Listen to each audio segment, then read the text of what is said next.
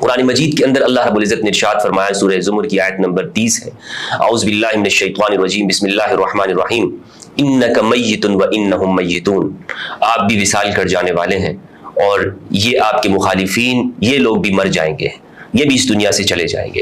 اسی طرح اللہ رب العزت نے ارشاد فرمایا سورۃ نمبر 3 آل عمران کی آیت نمبر 144، فرمایا وما محمد الا رسول قد خلت من قبله الرسل افان مات او قتل انقلبتم على اعقابكم ومن ينقلب على عقبيه فلن يضر الله شيئا وسيجزي الله الشاكرين، کہ محمد صلی اللہ علیہ وآلہ وسلم ایک معزز رسول ہے، آپ سے پہلے بھی پیغمبر گزر گئے، کیا جب رسول قتل کر دیے جائیں اور اگر ان کا انتقال ہو جائے یا یہ دنیا سے چلے جائے، ان کا انتقال ہو جائے، تو کیا تم اپنے ایڑیوں کے بل پھر جاؤ گے، اپنے اسلام سے پھر جاؤ گے؟ اور جو بھی ایڑیوں کے بل پھر گیا، وَمَن يَنْقَلِبْ عَلَىٰ عَقِبَيْهِ، جو بھی اسلام سے پھر گیا تو وہ اللہ کو نقصان نہیں پہنچا سکتا۔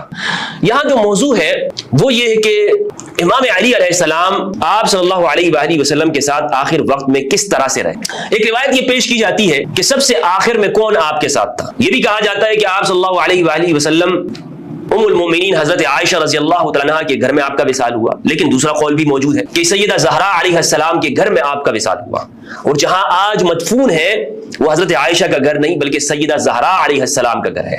اور اس میں کچھ شواہد بھی پیش کیے جاتے ہیں کہ حضرت عائشہ کا گھر بہت چھوٹا تھا، اور اتنا چھوٹا تھا کہ جب رسول اللہ صلی اللہ علیہ وآلہ وسلم نماز پڑھا کرتے تھے تو حضرت عائشہ کے پیروں کے ساتھ آپ کا سر لگ جایا کرتا تھا اور آپ سمٹ جایا کرتا، جبکہ اس کے مقابل میں امام علی کا یا سیدہ زہرا علیہ السلام کا جو گھر تھا وہ کافی وسیع گھر تھا، اور اس پر بہت سے استدلالات موجود ہیں، خاص طور پر مصنف ابن ابی شیبہ کی جو روایت ہے جس میں حضرت عمر رضی اللہ تعالیٰ عنہ نے یہ کہا تھا کہ آپ بخدا آپ مجھے رسول اللہ کے بعد بہت زیادہ محبوب ہیں، سب سے زیادہ، لیکن اگر یہ لوگ پھر آپ کے گھر میں جمع ہوئے، یعنی یہ ایک بڑی تعداد جمع ہونے والی تھی بنی ہاشم کی، تو میں اس گھر کو جلا دوں گا، یہ اس پر میری گفتگو موجود ہے۔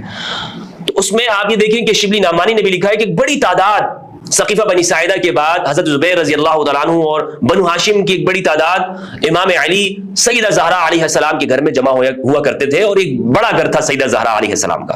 تو یہ ایک اختلاف یہاں پر یہ بھی پایا جاتا ہے کہ کس جگہ پر آپ کی تدفین ہوئی ہے۔ بہرحال سب سے آخر میں آپ کے ساتھ کون موجود تھا؟ معجم الکبیر المعجم الاوسط للطبرانی حدیث نمبر 2908، حدیث کی سند ہے حدثنا ابراہیم قال اخبرنا محمد بن سیار المروزی قال اخبرنا عبدان بن عثمان عن ابي حمزه عن يزيد بن ابي زياد عن مقسم عن ابن عباس رضی اللہ عنہ، ابن عباس رضی اللہ عنہ سے روایت، وہ کہتے ہیں کہ رسول اللہ صلی اللہ علیہ وآلہ وسلم جب بیمار ہوئے آپ کے پاس عائشہ اور حفصہ تھی رضی اللہ عنہما، اذ دخل علی، کہ امام علی آئے، فلما رآہ النبی صلی اللہ علیہ وآلہ وسلم رفع رأسه، جب مولا علی کو رسول اللہ نے دیکھا تو آپ نے اپنا سر بلند کیا، ثم قال ادن منی ادن منی، آپ نے فرمایا اے علی میرے قریب ہو جاؤ، اے علی میرے قریب ہو جاؤ، فاسندہ الیہ، اپنے قریب بٹھایا، فلم یزل عنده حتى توفی، آپ کے وصال تک، آپ کی وفات تک مولا علی علیہ السلام آپ کے ساتھ۔ فلما قضا، جب رسول اللہ کا وصال ہو گیا، قام علی واغلق الباب، امام علی کھڑے ہوئے اور دروازہ بند کر دیا، وجاء العباس ومعه بنو عبد المطلب، حضرت عباس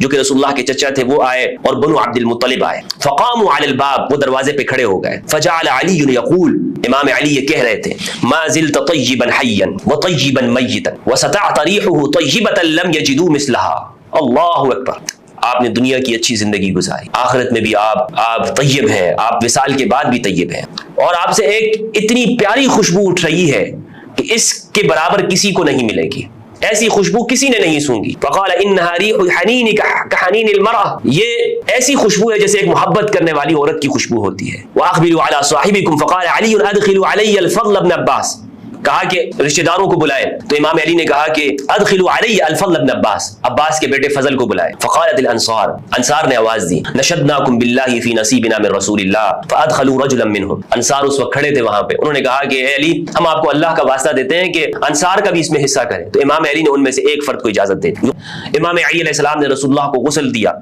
اور آپ کی قمیص کے نیچے سے اپنے ہاتھوں کے ذریعے آپ کے اوپر مسح کیا، آپ کے اوپر پھیرے۔ والفضل یمسک الثوب عنہ، اور جو فضل بن عباس تھے وہ کپڑا اوپر اٹھائے ہوئے تھے یا کپڑا روکے ہوئے تھے یا کپڑے سے انہوں نے پردہ کیے ہوئے تھا. والانصاری ينقل الماء، اور وہ جو انصاری صحابی کو آپ نے اجازت دی تھی وہ پانی کو ادھر ادھر لے کے جا رہا تھا. وعلى يد علي خرقة يدخل يده تحت القميص، اور امام علی علیہ السلام کے ہاتھ میں ایک چھوٹا کپڑا تھا جو آپ قمیص کے نیچے داخل کیا کرتے تھے. اس پہ بات کرتے ہیں کہ غسل کفن کس نے دیا. میں نے عرض یہ کیا کہ آپ کو غسل دینے والے، آپ کو کفن دینے والے، آپ کو دفنانے والے امام علی علیہ السلام ہیں. سنن ابو داؤد کی حدیث نمبر 3209 ہے اور المعجم الکبیر لطبرانی کی 629 نمبر کی روایت ہے. کہتے ہیں عامر سے روایت ہے، وہ کہتے ہیں غسل رسول اللہ صلی اللہ علیہ وآلہ وسلم علی والفضل واسامہ بن زید وهم ادخلوه قبره. علی نے غسل دیا، فضل ابن عباس نے غسل دیا اور اسامہ ابن زید نے. شبلی نعمانی نے سیرت النبی کے اندر جلد نمبر 1 میں اور صفحہ 486 میں یہ بات لکھی ہے کہ آپ کی تجہیز، تدفین کی جو خدمت ہے آپ کے خاص اعزہ اور اقارب نے انجام دی ہے. اور خاص اعزہ اور اقارب کون ہے؟ امام علی علیہ السلام ہے. الرحیق المختوم کے اندر جو سلفی عالم ہیں انہوں نے اس بات کو لکھا ہے صفحہ نمبر 632 میں. وہ لکھتے ہیں، تفصیلی گفتگو ہے، اس کو آپ پڑھ لیجئے گا، تجہیز، تدفین اور تدفین کے نام سے. ادھر نبی صلی اللہ علیہ وآلہ وسلم کی تجہیز، تدفین سے پہلے ہی آپ کی جانشینی کے معاملے میں اختلاف پڑ گیا. یاد رہے کہ رسول اللہ صلی اللہ علیہ وآلہ وسلم کا جو وصال ہے وہ پیر کے دن ہوا ہے. تاریخ کوئی بھی ہو سکتی ہے، دن یاد رکھیے گا، پیر کے دن ہوا. پیر کے دن آپ کو دفنایا نہیں گیا، یہ دن سارا گزر گیا. رات بھی پیر والی گزر گئی، یعنی جو منگل کا کی جو شروع ہو رہی تھی وہ گزر گئی، اور پھر منگل کا دن بھی گزر گیا. دن کے آخر وقت میں جب بدھ کی رات لگتی ہے آپ صلی اللہ علیہ وآلہ وسلم کو دفنایا گیا. رسول اللہ صلی اللہ علیہ وآلہ وسلم کا جو جسد مبارک ہے وہ ایسے ہی رہا، اور آپ کو پیر کے دن چھوڑ کر، منگل کے دن چھوڑ کر جو بدھ کی رات لگ رہی تھی اس میں آپ کو دفنایا. کیوں؟ صفی الرحمن مبارک پوری نے یہ بات لکھی ہے کہ ایک طرف یہاں پہ جنازہ تیار ہے رسول اللہ کا، اور دوسری جانب کیا ہو رہا ہے؟ جانشینی کے معاملے میں اختلاف پڑے. سقیفہ بنی ساعدہ میں مہاجرین و انصار کے درمیان بحث و مناقشہ ہوا، گفتگو ہوئی، مجادلہ اور گفتگو ہوئی، بحث و مباحثہ، ڈیبیٹ شروع ہو گئی، تردید و تنقید ہوئی. بالآخر حضرت ابو بکر کی خلافت پر اتفاق ہو گیا رضی اللہ عنہ. اس کام میں دوشنبہ کا باقی ماندہ دن گزر گیا، جو پیر کا دن تھا وہ گزر گیا. رات آ گئی، پھر رات گزری اور منگل کی صبح ہوئی. اس وقت تک آپ کا جسد مبارک ایک دھاری دار یمنی چادر سے ڈھکا بستر ہی پر رہا. گھر کے لوگوں نے باہر سے دروازہ بند کر دیا تھا، اور یہ گھر کے لوگوں کون ہے؟ امام علی نے دروازہ بند کر دیا تھا. امام علی علیہ السلام نے کسی کو اجازت نہیں دے رہے تھے. امام علی علیہ السلام نے کیوں؟ امام علی علیہ السلام رسول اللہ کے ولی ہیں، وارث ہیں. آپ کے جسم پر اس کا حق امام علی علیہ السلام کا حق ہے. اسی سے اندازہ کر لیں کہ رسول اللہ کا وارث کون ہے. علی کیا کر رہے ہیں؟ علی کسی کو آنے نہیں دے رہے. کوئی اس پہ اعتراض کر سکتا ہے؟ کوئی سوال کر سکتا ہے کہ علی نے کیوں دروازہ بند کر دیا، کیوں کسی کو آنے نہیں دیا؟ اس لیے کہ رسول اللہ کے ولی ہیں، رسول اللہ کے وارث ہیں امام علی علیہ السلام. آگے انہوں نے لکھا ہے صفحہ نمبر 633 میں، منگل کے روز آپ کو کپڑے اتارے بغیر غسل دیا گیا. غسل دینے والے حضرات یہ تھے: عباس، علی، عباس کے 2 صاحبزادگان فضل اور قسم، رسول اللہ کے آزاد کردہ غلام شقران، اسامہ بن زید، اوس بن خولہ. عباس، فضل اور قسم آپ کی کربٹ بدل رہے تھے، اور یہ انہوں نے حالات لکھے ہیں. جنازے کے جو حالات ہیں، اب سوال یہ کہ جنازہ کس نے پڑھا؟ تو یہ بات آپ کو معلوم ہونی چاہیے کہ رسول اللہ صلی اللہ علیہ وآلہ وسلم کا جو جنازہ ہے وہ افزاز یعنی فرادہ ایک ایک کر کے پڑھا گیا ہے. ہونا تو یہ چاہیے تھا کہ اس کی امامت ہوتی، لیکن رسول اللہ صلی اللہ علیہ وآلہ وسلم کے جنازے کی کسی نے امامت نہیں کی. کیوں امامت نہیں کی؟ ایک مسئلہ ہے. اس کو اگر آپ نے سمجھ لیا تو آپ کو بہت ساری چیزیں سمجھ میں آ جائیں کہ رسول اللہ کا جنازہ ایک ساتھ کیوں نہیں پڑھا گیا اور اس کی امامت کیوں نہیں کرائی گئی. اہل سنت کا موقف یہ ہے کہ رسول اللہ صلی اللہ علیہ وآلہ وسلم پر ایک ایک کر کے صحابہ آتے گئے اور جنازہ پڑھا گیا. اور یہ بھی تب ہے، میں نے آپ کو بتایا کہ بہت بڑا وقت جو سقیفہ میں ہے وہ گزر گیا. یہ منگل کے دن کے ٹائم پہ وہ آئے، پیر کے دن میں تو سقیفہ بنی ساعدہ وہاں پر ہو رہی ہے. یہ اگلے دن کی بات ہے. وہ آتے گئے اور پڑھتے گئے، درود پڑھتے گئے اور اس طرح نکلتے گئے. لیکن کیا وجہ ہوئی کہ صحابہ نے رسول کے جانے کے بعد امام کے اوپر متفق نہ ہو سکے؟ میں آپ کے سامنے اہل سنت والجماعت کی اصح مصادر پیش کرنا چاہوں گا کہ یہ بات ہمیں کھل کے سمجھ میں آ جائے. اس کو چھپانے کی ضرورت نہیں ہے، نہ اس پہ غصہ ہونے کی ضرورت ہے. جو کتابوں میں لکھا ہے وہ میں آپ کے سامنے رکھنا چاہتا ہوں. ابن عبد البر نے التمہید جلد نمبر 24 صفحہ 397 میں لکھا ہے کہ اس پر اہل سیر کا اتفاق ہے، اجماع ہے اس پر کہ رسول اللہ کا جنازہ ایک ایک کر کے پڑھا گیا. امام شافعی رضی اللہ تعالی عنہ انہوں نے اپنی شہرہ آفاق کتاب الام جلد نمبر 2 صفحہ نمبر 625 میں اس پر جنازے کے احوال لکھے ہیں اور جنازہ کون پڑھائے گا شرائط ذکر کی ہے. امام شافعی رحمہ اللہ لکھتے ہیں، کہتے ہیں باب الصلاة علی المیت، میت پر جنازہ پڑھنا. قال الشافعی رضی اللہ عنہ اذا حضر الوالی المیت احببت الا يصلي علیہ الا بامر ولیہ. شافعی کہتے ہیں کہ مسئلہ یہ ہے بھائیو کہ جب ولی موجود ہو تو میں پسند کرتا ہوں کہ ولی کی اجازت سے ہی کوئی اور نماز جنازہ پڑھائے گا. لأن هذا من الأمور الخاصة التي أرى الولي أحق بها من الوالي والله تعالی اعلم. شافعی کہتے ہیں اس لیے کہ یہ وہ خاص امر ہے جنازہ پڑھانے کا کہ جس میں ولی حکمران سے زیادہ، گورنر سے زیادہ حقدار ہوتا ہے، اللہ بہتر جانتا ہے. وقد قال بعض من له علم الوالي حق، بعض نے کہا ہے کہ والی زیادہ حقدار ہے، لیکن شافعی کہتے ہیں کہ قرابت دار کا حق بنتا ہے. آگے انہوں نے یہ بات لکھی ہے اسی صفحہ نمبر 625 پہ، فقد صلی الناس علی رسول اللہ افرادا لا یؤمهم احد. لوگوں نے رسول اللہ صلی اللہ علیہ وآلہ وسلم کی جو جنازے کی نماز پڑھی ہے وہ اکیلے پڑھی ہے، کسی نے امامت نہیں کرائی. وذلك لعظم امر رسول اللہ، اور یہ اس لیے کہ رسول اللہ کا جنازہ ایک بہت بڑا معاملہ ہے. وتنافسهم في الا يتولى الامامه في الصلاه عليه واحد، اور صحابہ کا آپس میں ایک دوسرے سے منافست کرنا. منافست کہتے ہیں کہ بھائی ہر ایک کی خواہش یہ ہے کہ ہم یہ فضیلت حاصل کریں. اللہ يتولى الامامه، وہ یہ کوشش کر رہے ہیں کہ امامت کرنے میں اس پر کوئی آگے نہ ہو. وصلوا علیہ مرۃ بعد مرہ، اسی لیے انہوں نے صحابہ نے رسول اللہ پر ایک کے بعد ایک نماز جنازہ پڑھی ہے. یہ امام شافعی رحمہ اللہ کی واضح گواہی آپ کے سامنے رکھی ہے میں نے کہ رسول اللہ صلی اللہ علیہ وآلہ وسلم کی نماز جنازہ صحابہ امام پر اس لیے متفق نہیں ہوئے کہ وہ اس میں ایک دوسرے سے آگے بڑھنے کی کوشش کر رہے تھے. ہر ایک یہ کی خواہش یہ تھی کہ یہ فضیلت مجھے مل جائے. اور اسلام سوال جواب کی جو ویب سائٹ ہے شیخ صالح المنجد، اس پر یہ پوری بحث موجود ہے کہ رسول اللہ کی نماز جنازہ اکیلے کیوں پڑھی گئی ہے.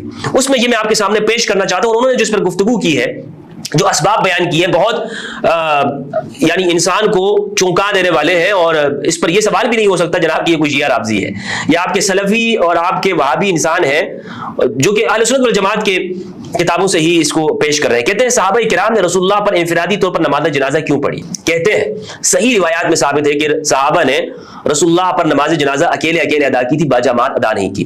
اس کی وجوہات بیان کرتے ہیں. اس کی پہلی وجہ یہ بیان کرتے ہیں، کچھ اہل علم کا کہنا ہے کہ بغیر جماعت کے نماز جنازہ کی ادائیگی کی رسول اللہ صلی اللہ علیہ وآلہ وسلم نے خود صحابہ کو وصیت کی تھی، لیکن کہتے ہیں کہ یہ سند سے ثابت نہیں ہے، یہ بات ضعیف حدیث میں ہے، یہ صحیح سند سے ثابت نہیں ہے. سہیلی کہتے ہیں بلا جماعت جنازے کی ادائیگی آپ صلی اللہ علیہ وآلہ وسلم کے لیے خاص تھی اور ایسا عمل دلیل کے بغیر ممکن نہیں. اسی طرح یہ روایت بھی کیا گیا ہے کہ نبی صلی اللہ علیہ وآلہ وسلم نے خود وصیت کی تھی، لیکن میں نے آپ کو بتایا کہ یہ بہت ضعیف اور کمزور بات ہے. دوسرا سبب یہ بیان کرتے ہیں کہ رسول اللہ صلی اللہ علیہ وآلہ وسلم کی نماز جنازہ کی امامت کسی فضیلت سے کم نہیں، تو اس فضیلت کو حاصل کرنے کے لیے سب صحابہ نے کوشش کر رہے ہیں کہ یہ فضیلت اسے مل جائے، کیونکہ سب کو آپ سے شدید ترین محبت تھی. اور اس محبت کا تقاضا یہ تھا کہ کوئی بھی اس فضیلت کے حصول میں کسی دوسرے کو موقع نہ دے، کیونکہ یہ موقع ایسا موقع تھا کہ رسول اللہ کے ساتھ دنیاوی زندگی کا آخری مرحلہ تھا اور ہر ایک کی خواہش یہ تھی کہ یہ موقع اس کو مل جائے. نیز اس چیز کی چاہت اس وقت بھی اس لیے زیادہ ہوتی کہ ابھی تک خلافت اور نبی صلی اللہ علیہ وآلہ وسلم کے بعد قیادت کون کرے گا اس کا فیصلہ نہیں ہوا تھا. تو اس چیز کو بھی پیش نظر رکھتے ہوئے مسلمانوں کے مابین اتحاد و اتفاق کی فضا قائم رکھنے کے لیے بغیر جماعت کی نماز جنازہ پڑھی گئی. نیز اس چیز کا بھی انتظار تھا کسی ایک خلیفہ کو، اس چیز کا بھی انتظار تھا کہ کسی ایک شخص کو خلیفہ متعین کر لیا جائے تاکہ اسی کی اقتداء میں نماز ادا کی جائے، کیونکہ نماز جماعت کے لیے امامت خلیفہ ہی کرواتا ہے. آگے یہ کہتے ہیں امام شافعی کا یہ قول انہوں نے ذکر کیا ہے، رملی کا قول ذکر کیا ہے. کہتے ہیں کیونکہ اس وقت رملی کے بارے میں کہتے ہیں نہایت المحتاج جلد 2 صفحہ 482، کہتے ہیں کیونکہ اس وقت تک خلیفہ کا تعین نہیں ہوا تھا جو لوگوں کی امامت کروایا، چنانچہ اگر کوئی شخص رسول اللہ کے جنازے کے لیے آگے ہو جاتا تو ہر معاملے میں آگے ہوتا اور خلیفہ بھی وہی شخص ہوتا. بات سمجھ میں آئی؟ اب کچھ مطلب کیا ہے کہ اگر جنازہ کوئی پڑھا لے رسول اللہ کا تو امام بھی وہ بنے گا. اب اس پر آپ خود غور کر سکتے ہیں کہ رسول اللہ کی نماز جنازہ اس کی امامت کیوں نہیں کروائی گئی.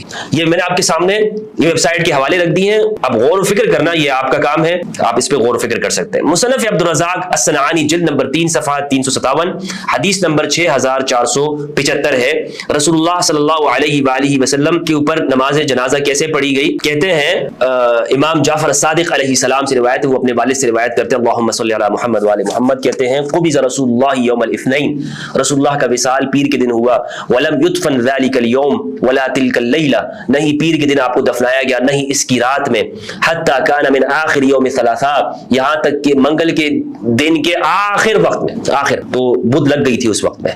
تو یہ مصنف عبدالرزاق سے ہمیں یہ بات معلوم ہوئی کہ رسول اللہ صلی اللہ علیہ وآلہ وسلم کو کس وقت میں دفنایا گیا. اکرمہ سے بھی روایت ہے، عبدالرزاق نے یہ روایت نقل کی ہے کہ رسول اللہ کو رات کے وقت میں دفنایا گیا۔ اسی طرح حضرت عائشہ رضی اللہ عنہا کی ایک روایت ہے اور مصنف عبدالرزاق کے اندر یہ روایت موجود ہے اور مصنف ابی شیبہ کے اندر ہے، اسی طرح مسند احمد میں ہے، السنن الکبریٰ للبیہقی میں ہے، اس روایت کا نمبر 6753، مصنف ابی شیبہ کے اندر 12199، مسند احمد کی 26049، السنن الکبریٰ للبیہقی کی 6727۔